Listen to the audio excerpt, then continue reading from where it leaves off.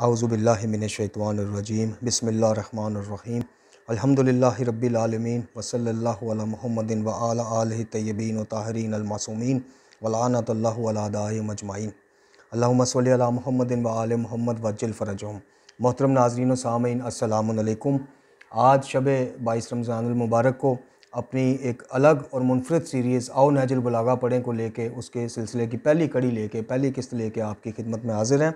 मोहतरम नाज़रीन व सामीन, इस वीडियो सीरीज़ को शुरू करने का मकसद सिर्फ ये है कि हम किसी भी तरह मुहिब्बान अहले बैत को, पैरोकारान अहले बैत को दावत फ़िक्र दे सकें कि जनाब इमाम अली मुर्तज़ा अलैहिस्सलातु वस्सलाम जैसी हस्ती को महज़ जो है ना माज़अल्लाह एक देवी देवताओं की तरह ना मतलब सिर्फ अपनाया जाए, उनसे सिर्फ मनते मुरादें ना ली जाएं जी, उनके नाम पे सिर्फ चढ़ावे ना चढ़ाए जाएं, उनको मतलब एक बिल्कुल एक क्या कहते हैं कि कहानियों की तरह का एक किरदार ना पेश किया जाए बाकी दुनिया के सामने, जो सिर्फ जो हैं कि खुश होते हैं नारेबाजी से जी, जो सिर्फ अपने नाम पे जो मनतें चढ़ती हैं उन पे खुश होते हैं। मौला अली अलैहिस्सलातु वस्सलाम इमामुल मुत्तकीन हैं, इमाम हिदायत हैं। कुरान और अहले बैत दोनों जो हैं वो हिदायत का मंबा हैं, इंसानों की हिदायत के लिए ये आए हैं जी। वो आयात का सिलसिला हो या आइमा का सिलसिला हो, दोनों का जो दुनिया में आना है वो इसी वजह से है कि बनी नौ बशर को जो है वो हिदायत से जो मुस्तफ़ीद किया जाए। तो ये कैसे हम पैरोकारान हैं या हमारी किस किस्म की वो इताअत है कि हम मौला कायनात से जो चीज़ देने के लिए वो दुनिया में आए और दे कर गए, अपने हिस्से का पूरा काम करके गए।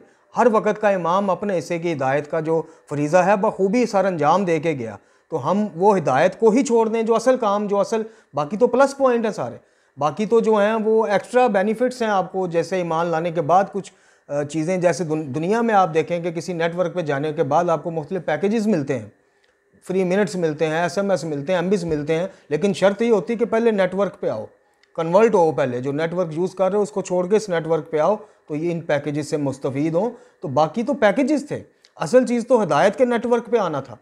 असल काम तो उनका ये था कि हमें दुनिया में शैतानी नेटवर्क से उठा के कुरान व अहले बैत का जो असल काम है, जो असल फरीज़ा है, वो ये है कि हमें दुनियावी नेटवर्क से उठा के इलाही नेटवर्क की तरफ लेके आएँ। और बाकी जो मनते मुरादों और ये वाले सिलसिले हैं वो तो पैकेजेस हैं, वो तो अल्लाह ताला अहले बैत के सदक़े देता आ रहा है और इंशाल्लाह देता रहेगा।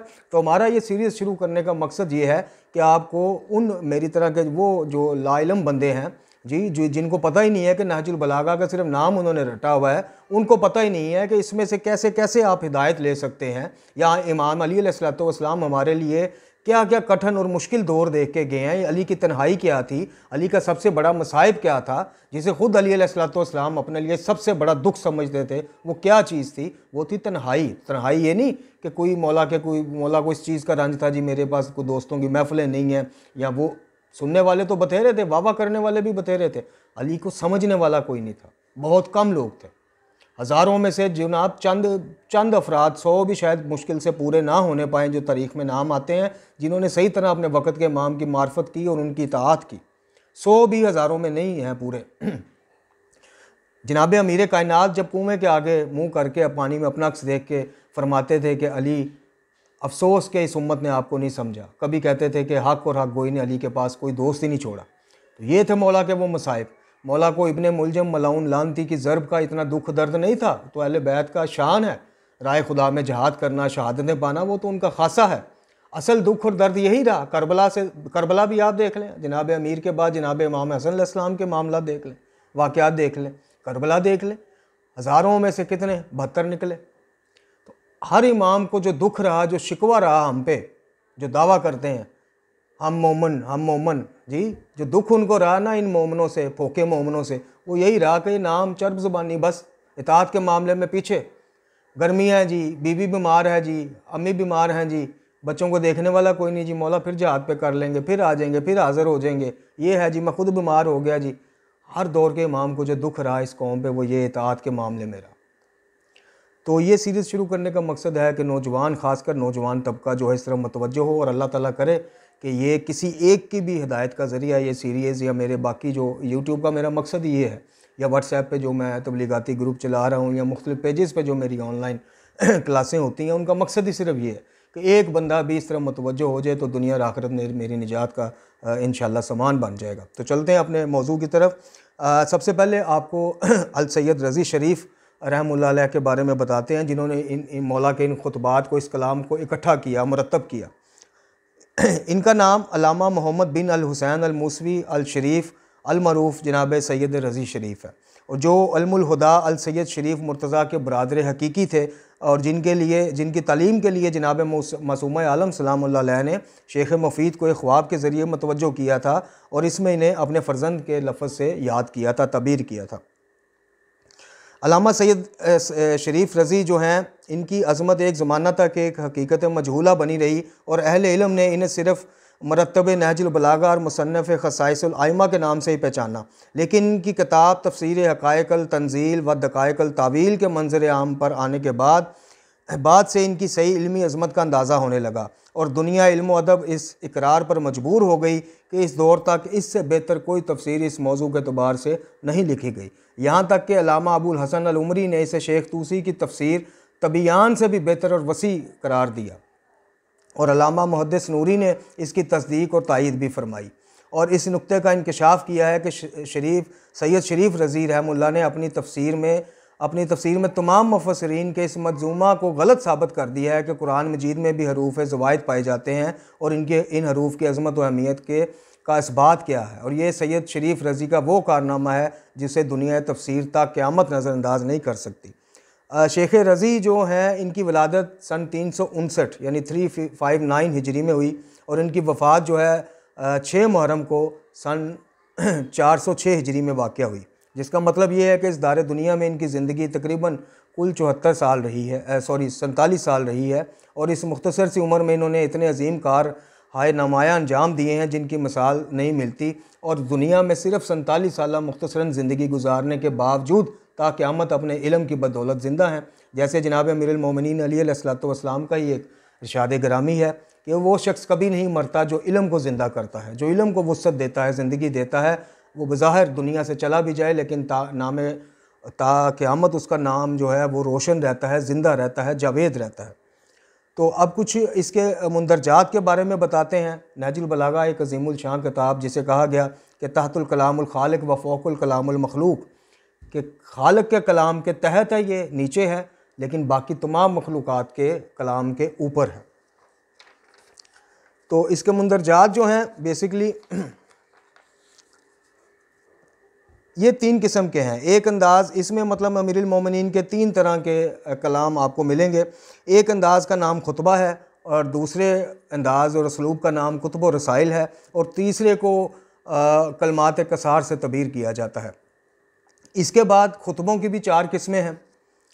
123 खुतबात को जनाब सैयद रज़ी शरीफ ने बाउनवान खुतबा नकल किया है, और 110 खुतबों को कलाम के अंदाज से नकल किया है। 4 खुतबे आपने काला अलैहिस्सलाम के उन्वान से, और 4 खुतबे दुआ के अंदाज से आपने इसमें नकल किए हैं। लेकिन जो बात काबिल तवज्जो है वो ये है कि किसी खुतबा को भी मुकम्मल खुतबा या कलाम का नाम नहीं दिया गया, जबकि इसमें पहला खुतबा तख्लीक़ कायनात के सिलसिले से काफ़ी मुफस्सल है। और इसी तरह खुतबा नंबर 83 खुतबा गर्रार के उन्वान से काफ़ी तवील है। खुतबा जो है इसी तरह 165 वो बहुत तवील है। तो शुरू करते हैं मौला कायनात के पहले खुतबा से, अपनी इस वीडियो सीरीज़ की इब्तिदा करते हैं जी। ये खुतबा जो है, इसका जो उन्वान दिया गया है, इसमें 2 तरह का उन्वान दिया गया है। पहला ये है कि जिसमें आसमान और ज़मीन की खिलकत की इब्तिदा और खिलकत आदम के तज़किरा के साथ हज बैतुल्लाह की अज़मत का भी ज़िक्र किया गया है। और ये खुतबा हम्द व सनाए परवरदिगार, खलकत आलम, तख्लीक़ मलाइका, इंतखाब अंबिया, बेसत सरकार दो आलम सल्लल्लाहु अलैहि वसल्लम, अज़मत कुरान और मुख्तलिफ़ अहकाम शरिया पर मुश्तमिल है। परवरदिगार आलम से दुआ करते हैं कि अल्लाह ताला इतनी ताकत और तौफ़ीक दे कि जनाब बाब मदीनतुल इल्म के कलाम को पढ़ने और इसको आप तक अच्छे अंदाज़ में पेश करने की अल्लाह ताला हिम्मत और ताकत दे। चूँकि मौला कायनात के बड़ा, मैं तो खैर किसी आलम उलमाए हक़ के जूतों की लगी गर्द भी नहीं हूँ, बड़े से बड़ा आलम भी ये दावा नहीं कर सकता कि वो नहजुल बलागा को पढ़ने का या इसकी तफसील करने का या इसको दूसरों को समझाने का हक़ अदा कर पाया। ये दावा कोई भी नहीं कर सकता, चूँकि कलाम देखें ना किस हस्ती का कलाम है। खुतबे की इब्तिदा होती है और मौला कायनात फरमाते हैं कि सारी तारीफ़ इस अल्लाह के लिए है जिसकी मिद्दत तक बोलने वालों के तकल्लम की रसाई नहीं है और इसकी नेमतों को गिनने वाले शुमार नहीं कर सकते। इसके हक़ को कोशिश करने वाले भी अदा नहीं कर सकते, और ना हिम्मतों की बुलंदियाँ इसका दराक कर सकती हैं, और ना जहानतों की गहराइयाँ इसकी तह तक जा सकती हैं। इसकी सिफ़त ज़ात के लिए ना कोई मुअय्यन हद है, ना तौसीफ़ी कलमात, ना मुकर्रर वक्त है, और ना आखिरी मुद्दत को मुअय्यन है। इसने तमाम मखलूक़ात को सिर्फ़ और सिर्फ़ अपनी कुदरत कामला से पैदा किया है। मोहतरम नाज़रीन व सामीन, मैं यहाँ आपकी एक बात की तरफ तवज्जो दिलाता जाऊँ कि जहाँ अल्लाह ताला की तख्लीक और उसके खालिक होने के अल्फाज आएँ, वहाँ पे आपने रुक के ज़रा 2 मिनट मौला का बयान करदा अक़ीदा इन गाली आलम और ज़ाकरों के अक़ीदे से मैच करना है। फिर आपने सही अक़ीदा ख़ुद अपनाना है कि मौला कायनात की हुई बात दुरुस्त है, या ये जो अक़ीदा देते हैं, ये जो अली को खालिक, राज़िक और पता नहीं क्या क्या बनाते हैं, जबकि मौला कायनात ख़ुद कह रहे हैं कि इसने तमाम मखलूक़ात को, अब मखलूक़ात में आसमान भी है, पहाड़ भी हैं, दरख्त भी हैं, चरिंद परिंद भी हैं, इंसान भी हैं, मलाइका भी हैं, हर चीज़ को सिर्फ़ और सिर्फ अपनी कुदरत कामला से पैदा किया है, और फिर अपनी रहमत ही से हवाएं चलाई, अपनी रहमत से ज़मीन की हरकत को पहाड़ों की मीखों से संभाल रखा है। दीन की इब्तदा इसकी मार्फत से है, यानी जो दीन की इब्तदा है जी, जो इस्लाम की इब्तदा है वो मार्फत इलाही से है, और मार्फत का कमाल इसकी तस्दीक है, और मार्फत का जो कमाल है, अरूज है, औज है, वो फिर इसकी तस्दीक करना है, इस मार्फत की तस्दीक करना है, और इस मार्फत की तस्दीक के ज़रिए ज़ात बारी ताला की तस्दीक करना है। तस्दीक का कमाल तौहीद का इकरार है, ये अभी जैसे मैंने कहा, और तौहीद का कमाल इखलास अक़ीदा है, और इखलास का कमाल ज़ायद बर सिफ़ात की नफ़ी है कि सिफ़त का मफ़हूम ख़ुद ही गवाह है कि वो मसूफ़ से अलग कोई शय है, और मसूफ़ का मफ़हूम ही ये है कि वो सिफ़त से जुदागाना कोई ज़ात है।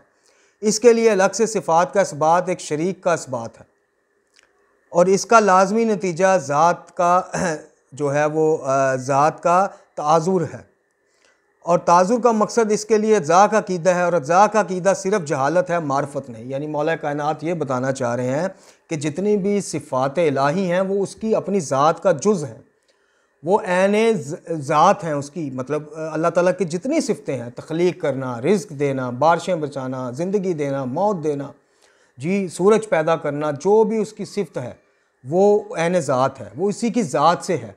वो ऐसा नहीं है कि अल्लाह ताला, माज़अल्लाह समझाने के लिए कह रहा हूँ, ये जो मौला ने कहा ना कि सिफ़त बर ज़ायद का जो अक़ीदा है वो जहालत है, मार्फत नहीं। वो ये है कि उसकी ज़ात ऐसी ज़ात नहीं है कि पहले वो उसकी ज़ात हुई या ज़ात है, उसके बाद मुख्तलिफ़ तरीक़ों से, मुख्तलिफ़ वसाइल से, मुख्तलिफ़ वसीलों से कुछ सिफ़तें उसने अपने आप, यानी उसने पैदा करना सीखा, फिर मारना नहीं, या रिज़्क़ देना सीखा।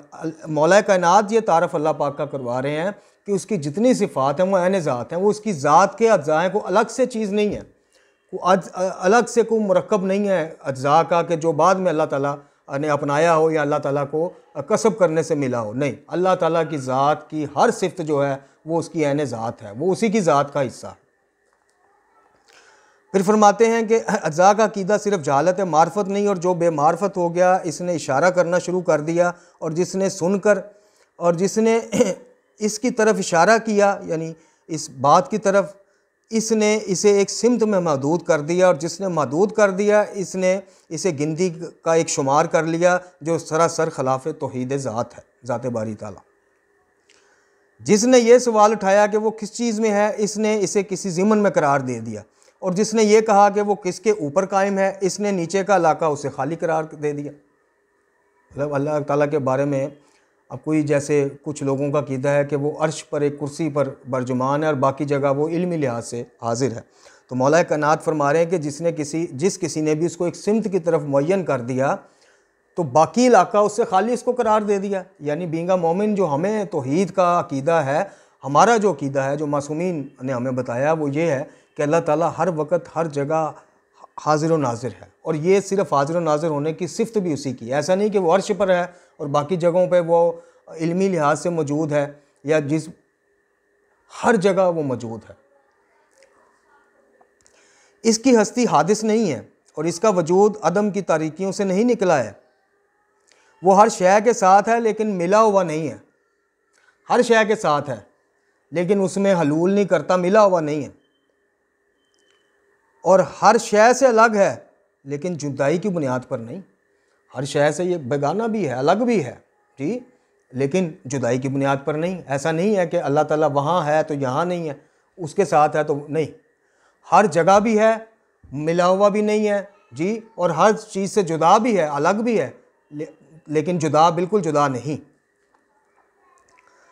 वो फ़ाइल है लेकिन हरकत औलाद के ज़रिए नहीं, यानी फ़ाइल है, फ़ाइल मतलब फेल करने वाला, काम करने वाला, निज़ाम हस्ती चलाने वाला, लेकिन हरकत औलाद अपनी ऊपर मौला ये बताना चाह रहे हैं कि उसको अपने ऊपर क़यास नहीं करना, गुमान करना, या किसी और मखलूक की तरफ गुमान नहीं करना कि सूरज मशरिक़ से निकलता है जी, सारी वो जगह रोशन हो जाती हैं, फिर आहिस्ता आहिस्ता जाके मगरिब में ग़रूब हो जाता है, तो फिर जो मगरिब के परले वाला एरिया है वो उसकी रोशनी से नहीं, वो फ़ाइल है लेकिन हरकत व आलात व सकनात के ज़रिए, यानी इन चीज़ों का वो मोहताज नहीं है। वो इस वक्त भी बसीर था, देखने वाला था, जब देखे जाने वाली मखलूक है ये नहीं थी। सुभान अल्लाह। अब ये ज़ात इलाही का तारफ़ सुने, वो इस वक्त भी देखने वाला था जब कुछ देखने लायक कुछ चीज़ ही कोई नहीं थी। वो अपनी ज़ात में बिल्कुल अकेला है और इसका कोई ऐसा साथी नहीं है जिसको पाकर इसको उन्स महसूस हो और जिसे खोकर ज़ाते बारी तारा परेशान हो जाए। लें जी, ये अफ़गालियों के 90% अकायद तो ये खुतबे के 4 सतरें ही ले डूबी उनके अकायद को। मौला क्या फरमा रहे हैं, वो अपनी ज़ात में बिल्कुल अकेला है, इसका कोई ऐसा साथी नहीं जिसे पाकर वो खुशी महसूस करे जिसके आ जाने से जी, और जिसे खोकर वो गमगीन हो जाए। अल्लाह इन चीज़ों से मुबर्रा है, पाक है।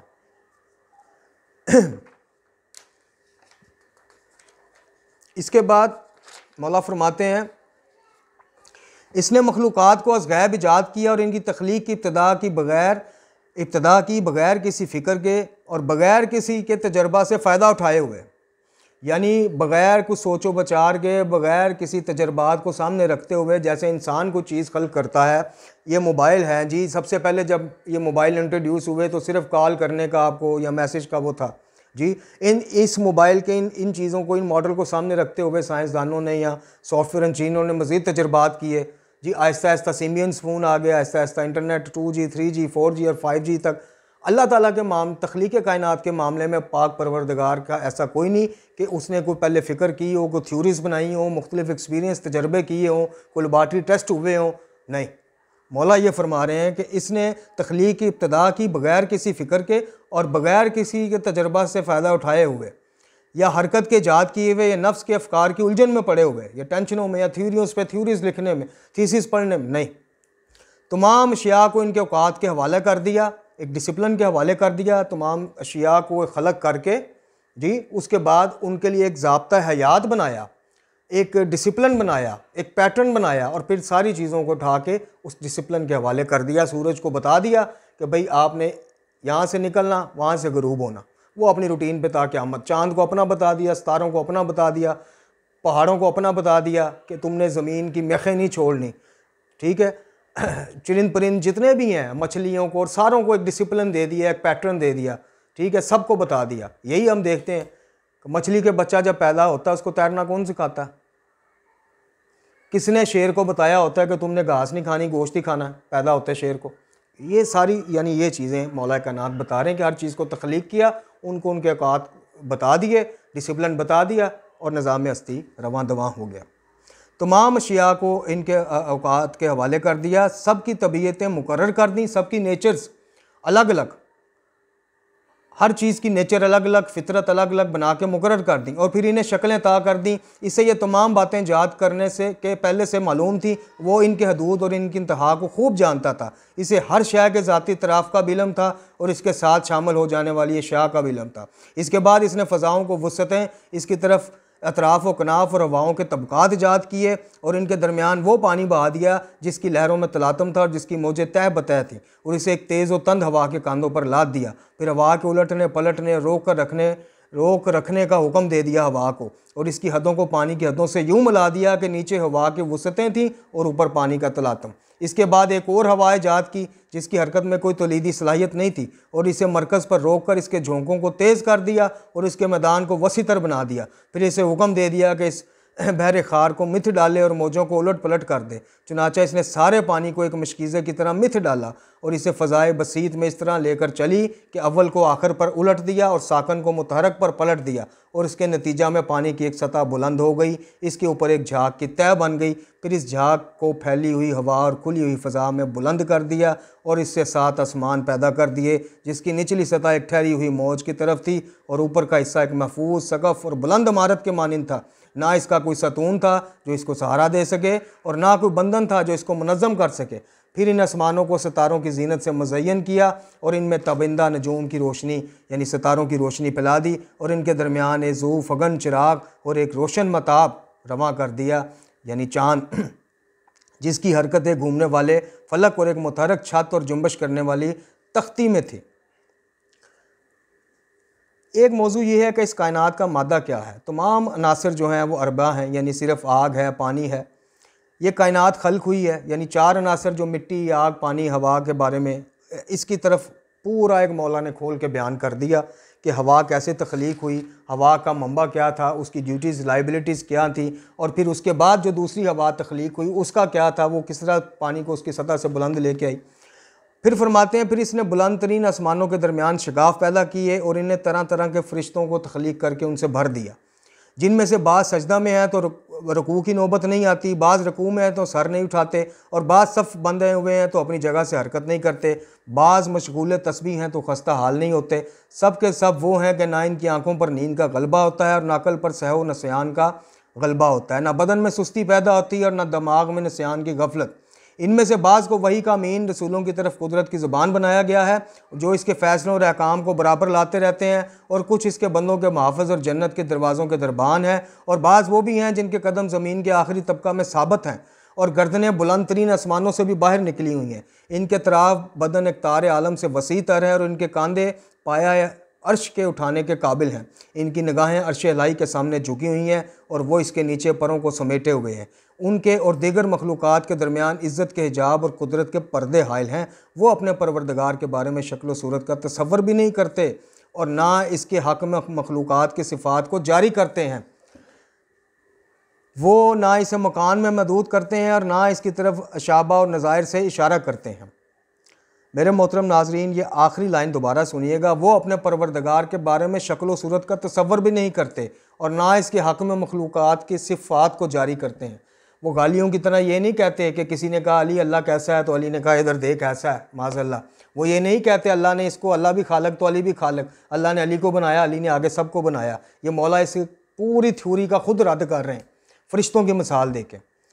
इस खुतबे का अगला हिस्सा जो है वो तख्लीक़ जनाब आदम अलैहिस्सलाम की कैफियत के बारे में है। तख्लीक़ कायनात के हवाले से आपकी खिदमत में आज ये पहली हमने अपनी किस्त में आपकी खिदमत में पेश किया। इंशाअल्लाह इससे रिलेटेड, इसी खुतबे से रिलेटेड तख्लीक़ जनाब आदम की कैफियत हम अपनी अगली वीडियो में लेकर आएंगे। परवरदिगार आलम से दुआ है कि हमें कुरान व अहले बैत अलैहिस्सलाम की तालीमात को पढ़ने, समझने, सबसे बढ़ के ये कि उन पर अमल करने की तौफ़ीक़ अता फ़रमाए। इमाम ज़मात जल अल्लाह ताला फ़र्ज शरीफ के ज़हूर में ताजील फ़रमाए।